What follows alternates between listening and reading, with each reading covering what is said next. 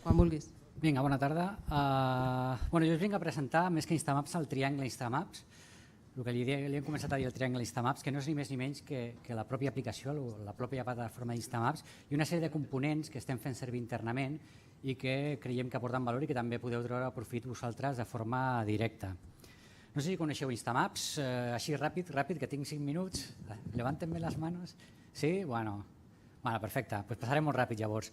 A Instamaps, nosaltres, quin era l'objectiu? Promoure i explotar l'ús de la geoinformació. Aquest era l'objectiu bàsic i per fer això el que havíem de fer era seguir un dels aspectes que aquest matí ha comentat el nostre director, i és que les administracions d'alguna manera el que havien de fer era simplificar, amagar la complexitat, fer-ho tot molt més fàcil de cara a l'usuari. I la solució que vam plantejar nosaltres va ser crear Instamaps com una eina web per a la creació de mapes online de forma ràpida, senzilla i gràfica. Si la coneixeu, entenc que sou coneixedors de que més o menys aquests objectius els hem assolit. Què és Instamaps per als que no coneixeu? La plataforma per generar visors de forma molt senzilla. Com? Creant geoinformació de zero. Tenim la possibilitat d'afegir punts, línies, polígons de forma manual. Podem carregar la nostra pròpia informació que tinguem en fitxers, ja siguin Excel, siguin Shapes, siguin DGNs, un munt de formats, després veurem quins. Però també podem carregar informació d'altres usuaris, de tercers, com ara de dades obertes. Hem vist l'exemple de Barcelona on es veien les càmeres. Aquí també tenim les càmeres, amb un clic simple es posicionen, fas clic a la càmera i veus la imatge que està mostrant aquella càmera en aquell moment. A banda, podem carregar dades de xarxes socials, Twitter, imatges no d'Instagram, però sí ara no recordo d'això. Hi ha diferents xarxes socials on podem carregar informació, de Viquipèdia també articles.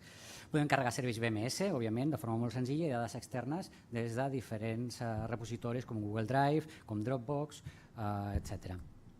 Podem estilitzar les dades, veiem aquí les diferents funcions, pintar per categories, fer bombolles més grans o més petites en funció d'un valor determinat, mapes de calor, agrupacions. Podem fer certes operacions SIG.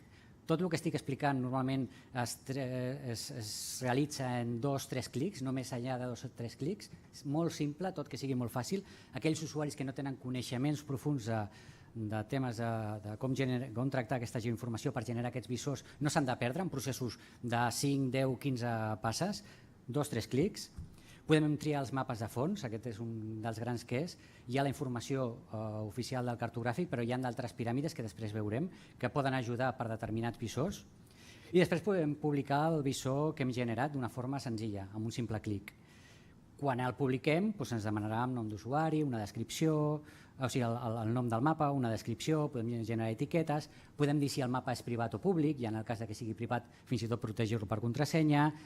Podem aprofitar tot el moviment aquest d'Open Data per dir aquesta geoinformació que nosaltres hem generat la podem compartir amb un simple clic? Sí, la gent es podrà descarregar les nostres dades que hem inclòs en aquests visors de forma senzilla i, òbviament, afegir la llegenda corresponent a les dades.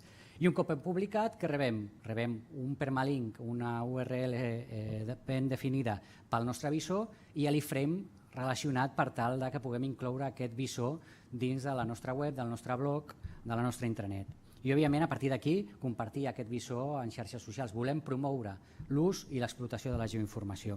I, a banda, òbviament, hi ha una sèrie de sortides. Hi ha gent que vol treballar en un entorn offline. Hi ha una sèrie de sortides com fer captures dels visors que hem generat, imprimir-los amb una capçalera determinada o fins i tot generar els GeoPDFs per emportar-nos el visor en mode offline i poder seguir seleccionant i deseleccionant les capes amb les que hem treballat. Alguns exemples, molt ràpidament. Els teniu aquí, podem incloure informació multimèdia, podem afegir Google Street View, audioguies, fem mapes temàtics no només de Catalunya sinó dels diferents entorns i fins i tot s'està fent servir a l'administració pública per treballar en la gestió dels ajuts forestals, en aquest cas a través del Departament d'Agricultura. I des d'aquest matí ja hem trobat la fórmula per integrar les dades de Sentilo en temps real i poder fins i tot veure en el mateix moment els gràfics que es generen. Però el triangle Instamaps, Convertbox, Cloudifier i noves piràmides. Convertbox, transformació de coordenades i transformació de formats de fitxers, molt senzill. Cloudifier, arrossegues el teu fitxer raster o vector i que reps un visor a Instamaps directament, la possibilitat d'editar directament Instamaps o els serveis BMS i TMS perquè els puguis consumir des del teu desktop.